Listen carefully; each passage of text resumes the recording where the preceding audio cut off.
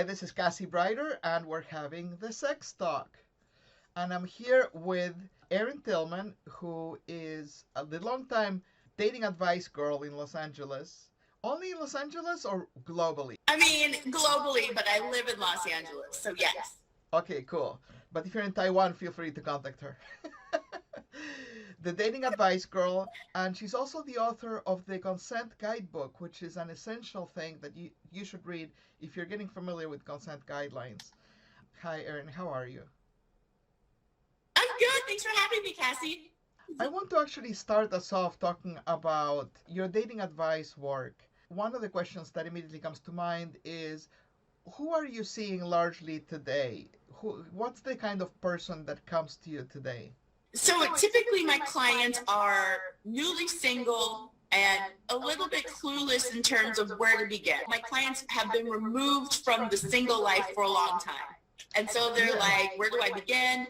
Newly divorced people, maybe people who are evolving in terms of their sexuality, or things they might want to try. Some people are new to polyamory or things in alt lifestyle, and they're like, where do I begin? So I'm kind of a little bit of the gateway dating advice drug, so to speak, for people who are just trying to figure out where to begin. It sounds like you function as a bridge to connect people to whatever their next step in the dating world is. Definitely, yes. Like I'm kind of like the intro, but always I specialize in the early dating process. So, people who are looking to meet people initially, where should I go? Socially, where should I hang out? What dating app should I use? So I don't do like marriages or like long-term stuff. Like that's another advice girl. But so I'm dating advice girl, early months of dating. So basically, if I'm framing it right, this is about getting out there, taking the first steps to leave the house and to meet people and stuff like that. Absolutely. And just to go back to your original question, that there's no specific category in terms of gender or age or orientation or race or anything like that. Typically, I will say there's a through line of people who are a little more open-minded, people who maybe are a little more adventurous in terms of their dating or what they're looking for in a relationship or dating life or their sex lives. But I've had clients that were lesbians. I've had clients that were straight. I've had clients that were gay men. I've had clients that were trans. So, I mean, I do brand myself as an inclusive dating coach. But, I mean, obviously I don't know everything about everybody, but people, I think compared to a lot of coaches, people do feel a little more comfortable coming to me than maybe someone who only caters to cishet, vanilla, mainstream, kind of relationship escalator types of relationships. So, yeah. Yeah, and I'm glad that you specify that because that's important to a lot of people. If people are dabbling with exploring kink, or if somebody is becoming more aware that maybe a polyamory framework is more appropriate to them, sometimes that can be really intimidating to be venturing into new land. Absolutely. And I mean, just for frame of reference for the listeners and viewers and everybody. So a little bit about me. I come from a small town in Ohio. I always had dreams of leaving the small town and going to the big city. So I've been in Los Angeles for about 17 years now. Look, whatever. I've been doing this for a while. Dating coach for about 12 years, dating and consent coach here in LA. And, one of the things, I was a late bloomer. So I didn't have a boyfriend until I was around 20 years old. I was a virgin until around then as well. I only dated cisgender dudes up until about a year ago, although I've dated people who were in different categories of sexuality in terms of, and actually gender. I've had a few exes that were cross-dressers. I've had a few exes that were into the kink community. But my current partner is transmasculine. And so that's been a really beautiful, excellent, amazing exploration, getting to know him and getting to know things about myself as well. I've learned a lot about kind of like what society what boxes we're in society in terms of dating and our own identity, what I knew myself to be growing up in small town Ohio. And it's been a really interesting thing the last year or so to kind of still be the same thing, but also be dating people that in other people's eyes changes my orientation or changes the categories that they thought I was in. So it's been really, really interesting. Something that I recently saw on Instagram that I really liked was a thread that I'm imagining they were all responses to a very stereotypical mom saying it's just a phase. So some of the responses were, "It is a phase, mom. Life is a phase, mom. Name one static way of being, mom. Just because something is changing doesn't mean it isn't valid, mom." It was really good. Absolutely. It's so true. And I do feel like in our society, it's a shame, like bringing it back to dating, it's really sad that a lot of people, there's so much shame attached to everything, right? And like just everything related to dating, sexuality, relationships, all these things. There's like a way you're supposed to do it in our society, right? And if you don't do it that way, then there's a judgment coming from one way and a judgment coming from another way. And so it can be scary to venture out and explore oneself, right? Or, possibly challenge what you thought you were. Whatever category, quote unquote, you fit in, there's always a moment of maybe there's something new that's interesting and you're curious about. And there's this nervousness attached to it. Or you've heard rumblings and things and rumors and gossip about this lifestyle or this thing. And so you're like, oh, well, that sounds overwhelming. I just won't get into it. So my job is basically to bridge the gap, bring more communication in with experts that I bring onto my podcast, or if I'm doing a panel and I bring experts onto my panels, those kind of things. So we can just talk about things openly, and so there's less stigma attached. And maybe we're all going to learn something from all these conversations that I'm trying to bring together. Absolutely. One thought that comes to mind is I have a friend who is a nature biologist studying manta rays in the Maldives, or Maldives, I'm sorry. And she would have never thought that, when she's growing up and thinking, am I going to be a doctor or a dentist? Am I going to be a lawyer or an architect? The option of being a nature biologist in the Maldives was never on the table.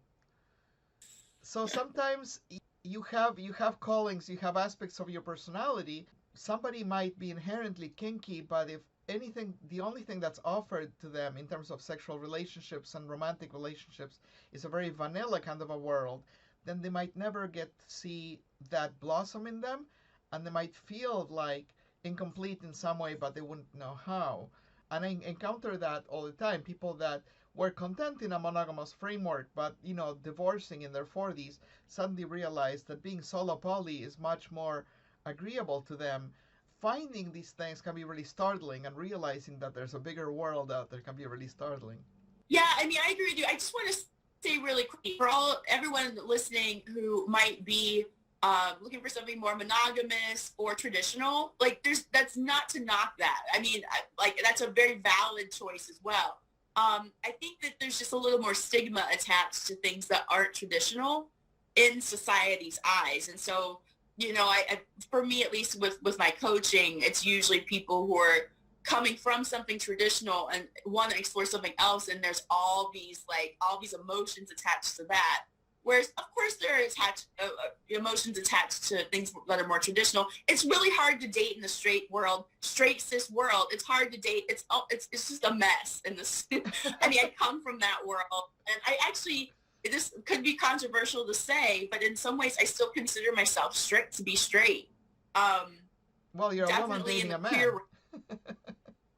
Right. And so, but it's interesting because not everyone would feel that way about me, but judgments be damned, right? But all that to say, you raise an interesting point, because are you straight or are you queer? Because in many ways, by virtue of dating a trans person, you are very connected to queer world and to all the facets of marginalization therein, but yet you're in a straight relationship. So it does create a little bit of a quandary.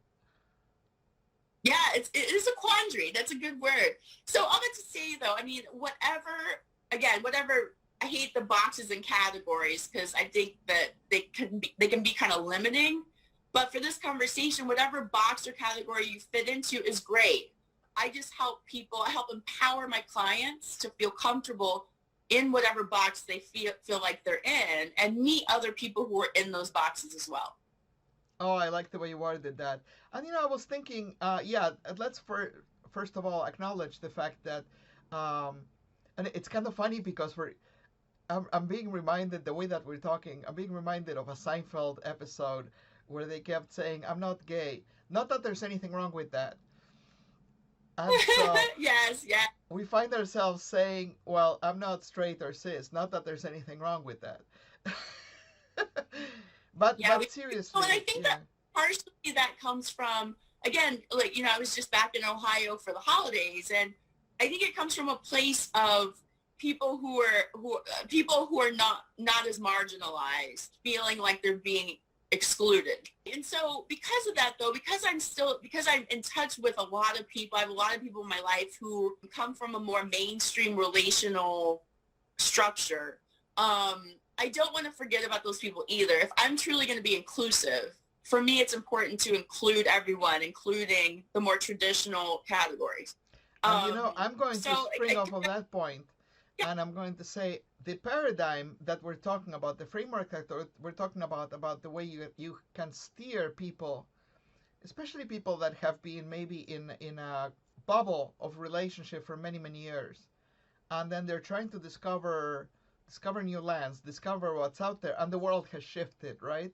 I can think of two examples that are very cis, very straight, very traditional, but they still have that disruptive model in mind. One example I can think of is my father, after many years, 23 years of marriage, found himself single and started dating, and he is an old-fashioned old Russian man in the Northeast. So of course he gravitated towards Russian women. He found, to his chagrin, that he had little in common with them. And one of the dates that he went to was with a black woman from Trinidad.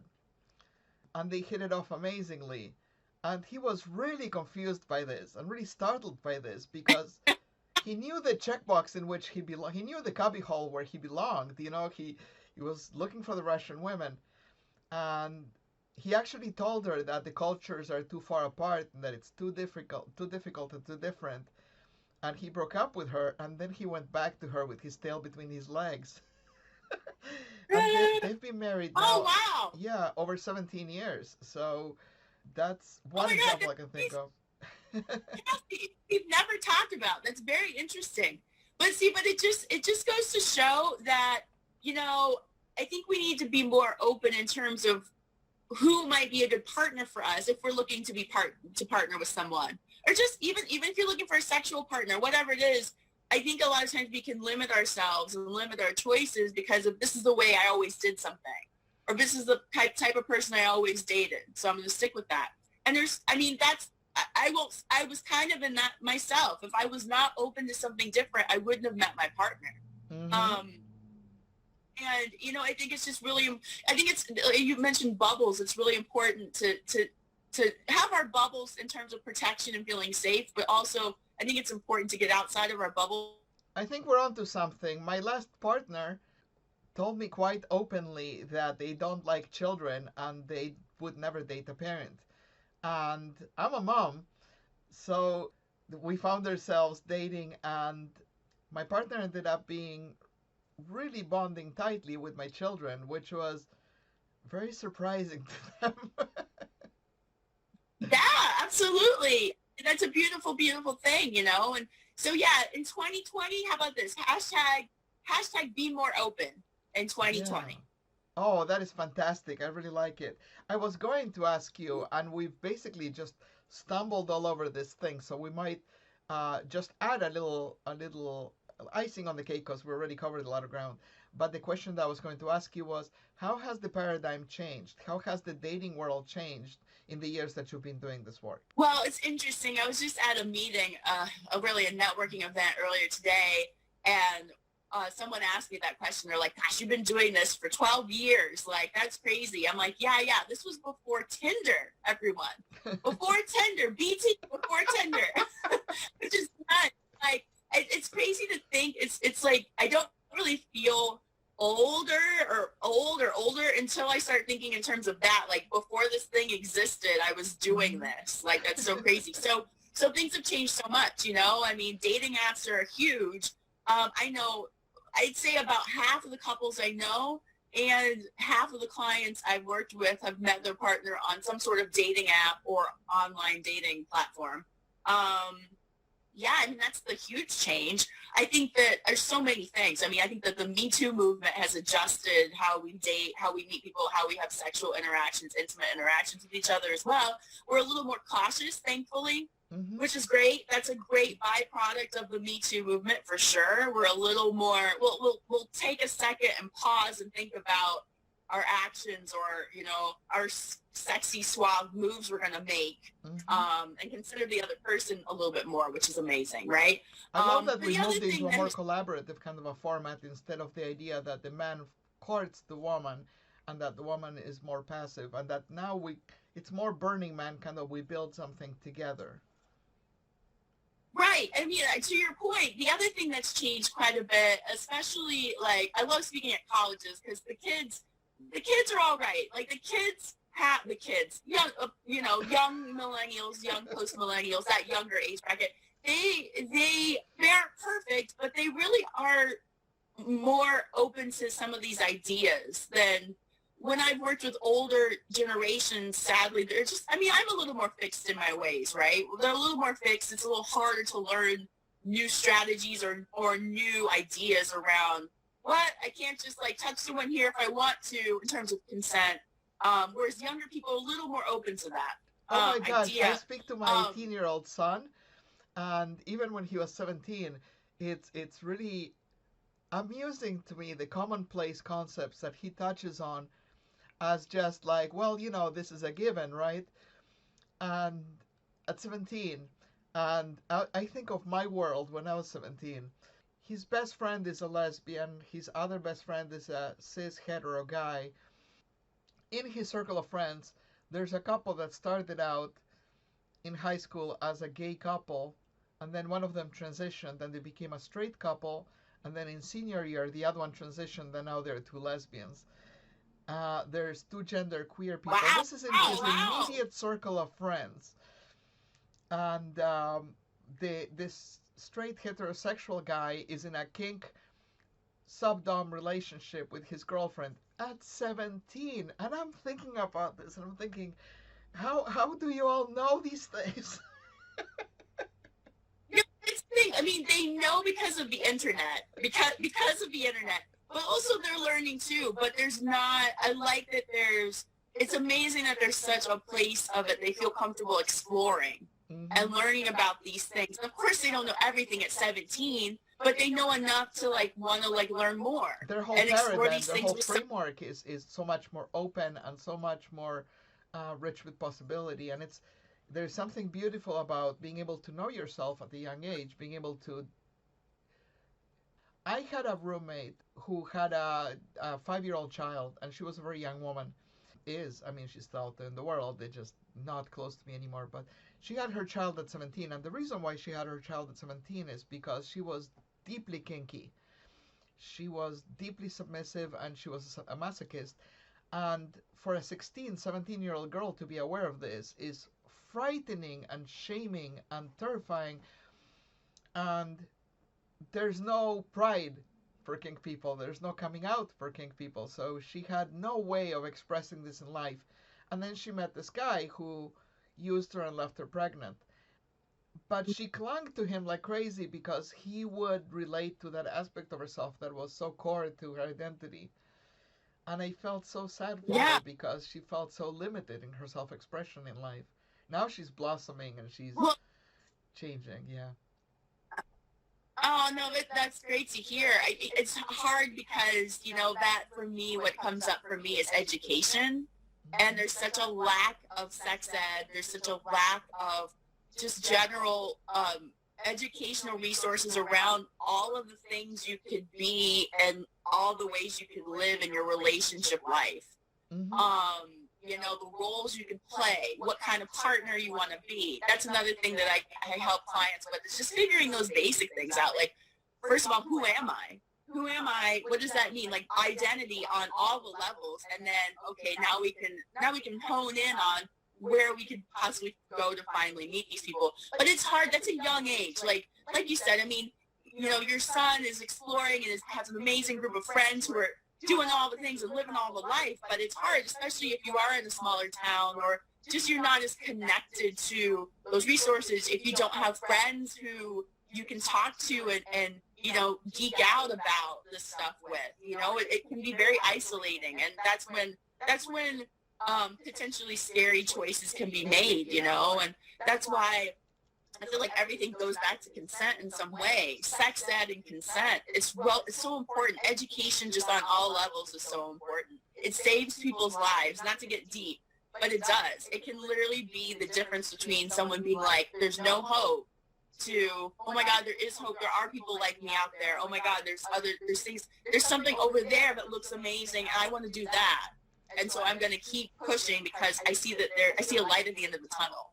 I had an epiphany while you were talking about this, and the fact that how much of this hinges on consent, because with the consent framework and with us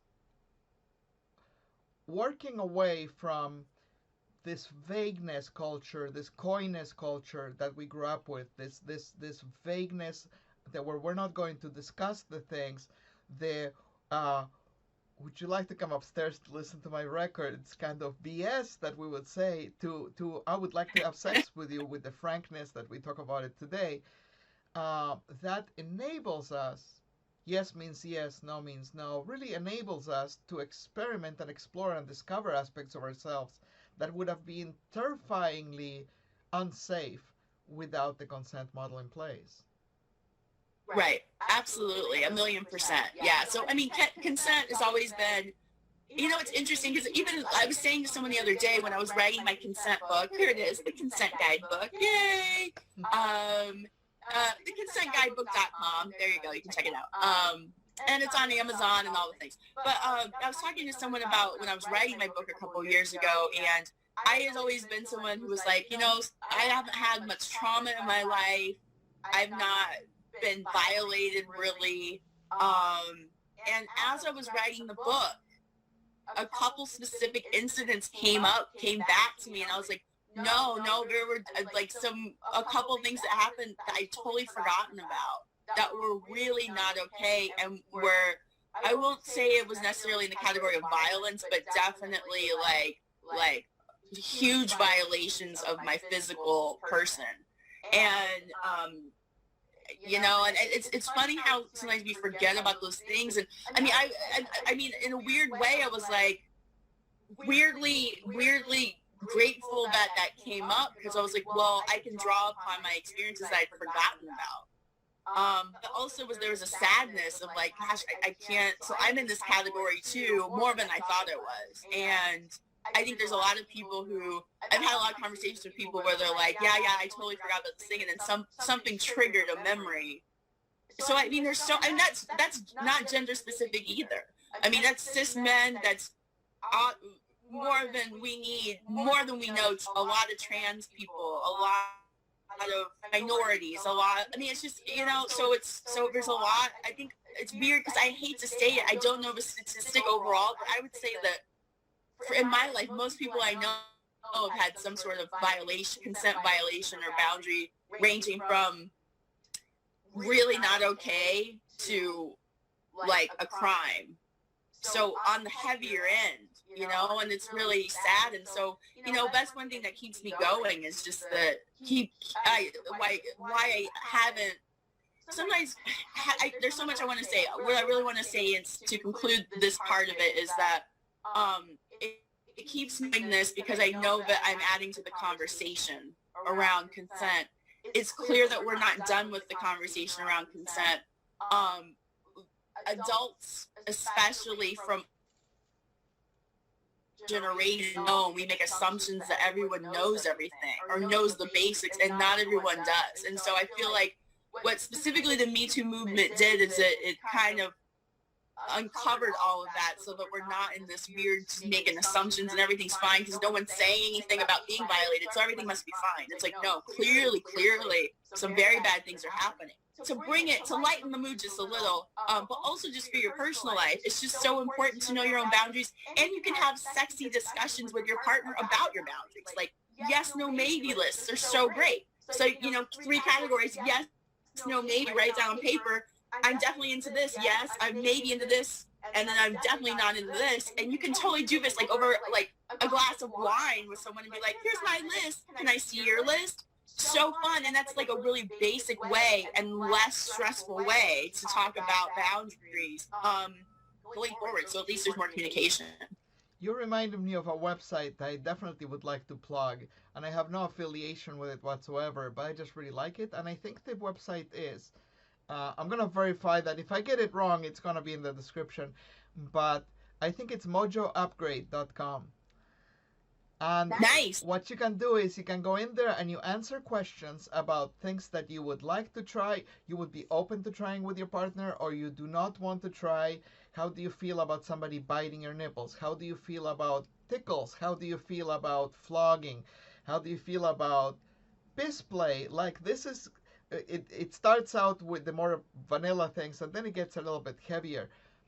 The essential thing that I really like about this website is that if I were to do it with you and I would send it to you and you fill it out and you respond, we would only see the overlapping things. We would only see, I would not have to learn about the things about you that ick me out. You wouldn't have to know about the things about me that ick you out. We would only find the happy confluence. So it's a really neat website. Oh, I love that. That's really great because, I mean, that's true. Some people's kinks are really, really can be intense. That's just can be very different than mine, let's say. Yeah. And no judgment there, but yeah, so that's a really great, I love that resource. That's awesome.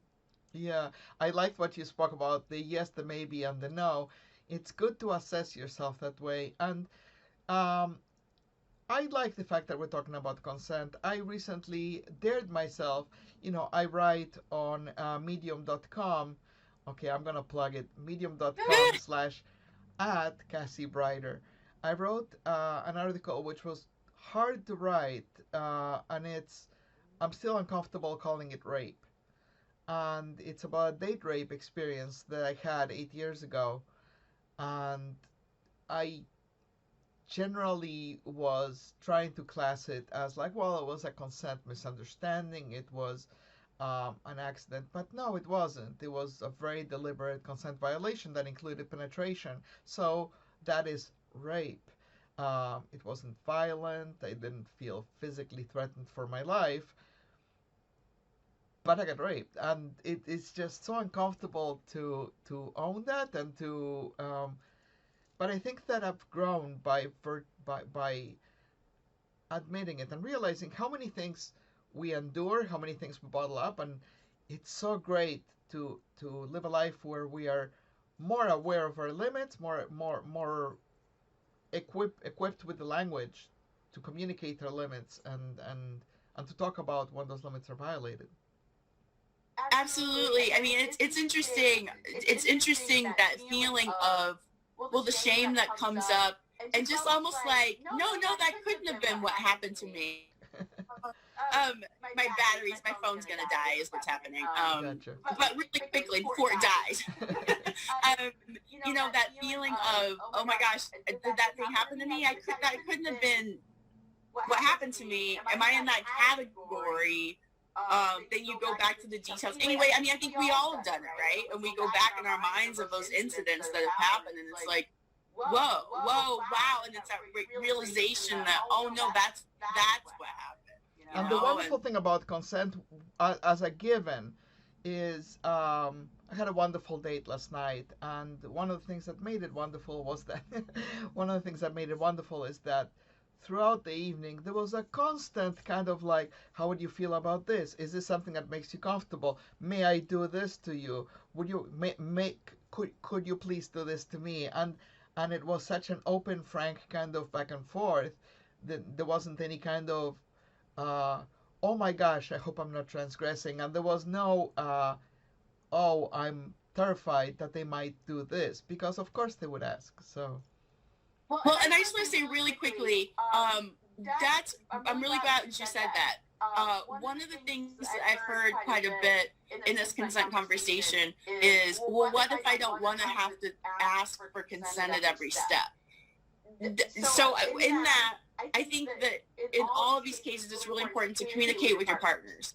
So maybe, because there's definitely people who are like, it's not sexy to talk about consent. I don't want to talk about it while we're doing things. So it's riskier, but if you have a conversation with a person and you're both on the same page about not wanting to talk about consent in the moment while you're in bed or what have you, while things are being touched, body parts and things, then that's cool. Like, but it's really important you have some conversation even about that beforehand. It just lessen chances of harm and hurt happening, you know? That's the point, really. The most basic thing that would be good would be something like, feel free to do anything you like to me, but I will tap your arm if I want you to stop, or if something doesn't appeal to me. You could have something basic like that. Right. And that's why it's important too to just, I definitely don't have any judgment in terms of time frames when sexual intimacy happens, but the more you know the person you're with and the better you can kind of get engaged, the more communication there is, the better, it's just going to go better. Exactly. Erin, is there anything else that we should touch on before we go? Is there anything that's a thought that you really want to communicate to our viewers? Yes. So it's 2020. I'm going to bring it back. I'm going to lift the mood. Really, having said all of these things we've said, dating is really supposed to be fun. Surprise, it's supposed to be fun. So, a lot of information, right? It's a lot of information. It can be overwhelming, of course. But it's really important that we remember that the point is to meet other people. All dating is a casual get-to-know-you session between two people. That's all it is. We make it into this big, crazy thing, and I know there's serious things that come up, as we've been talking about, but really at its core, you're meeting someone that you see potential in terms of just sharing amazing moments in your life with, whatever, even in the short term or a long-term partner. You're looking to find people that you relate to, that you vibe with, that you want to spend time with, and do fun things with. So that's the point of it. So if you do get rejected, quote unquote, or if someone's not a good fit, that's okay, because really what they're doing is making space for somebody else who fits you better. That's all that is. So yeah, of course you can feel all the feels. It is upsetting. You feel that, revel in it for a little bit, and then let it go, because again, they're making space for people who are more aligned with who you are and where you are, and who are going to be an enthusiastic hell yes to who you are. Oh my gosh, that's such an important, good point. I'd like to actually add just a drop to that, which is quite often people who are dating and who've been lonely or who've recovering from the loss of a long-term relationship, and they are really needy to connect with another human again. Rejection can be really hard, but the way that you're describing it is so much healthier, which is, this wasn't a fit. Would you rather this person shakes your hand and leaves away from your life, or would you like to end up in a unhappy 8-year marriage with this person, driving each other crazy all the time? It's much better that you learn, oh, we're not a match, and you shake hands and you wait for the other person will come. Exactly, and you move on to the next people. Exactly. Yeah, I think that at the heart of it is, it's hard if you go into the dating world trying to validate your sense of worth. If you go into the dating world with a good compass of the fact that you are valuable as a person, and then somebody might appeal to you or somebody might not. Right. See it as social. You're expanding your social circles by meeting new people. You never know who you're going to meet. You might just meet some great friends initially, which is amazing. You might meet some new friends. That's great. That's literally how I met my partner. Is I was like, friends for ways, and I was like, I just need to meet more people. I want more friends. And we ended up meeting when I was just open to meeting more people. Again, getting out of the bubble, right? What's the hashtag? So there you go. Be more open. Be more open. Hashtag be more open. That's 2020. Hashtag be more open for this year. Come on. I love it. Erin, thanks so much for spending time with me having the sex talk. I think that we've covered a lot of ground. We should probably do this again at some point. I obviously have a lot to say always, Cassie, always. Flash the book again. Flash the book again. Consent Guidebook. You can find it on my website. My website is thedatingadvicegirl.com. I'm on all the social medias. Google search me, The Dating Advice Girl, Erin Tillman. There you go. Erin is so available. Feel free to give her a ring or send her a text if you have any questions. Okay, thanks so much. And this was the Sex Talk.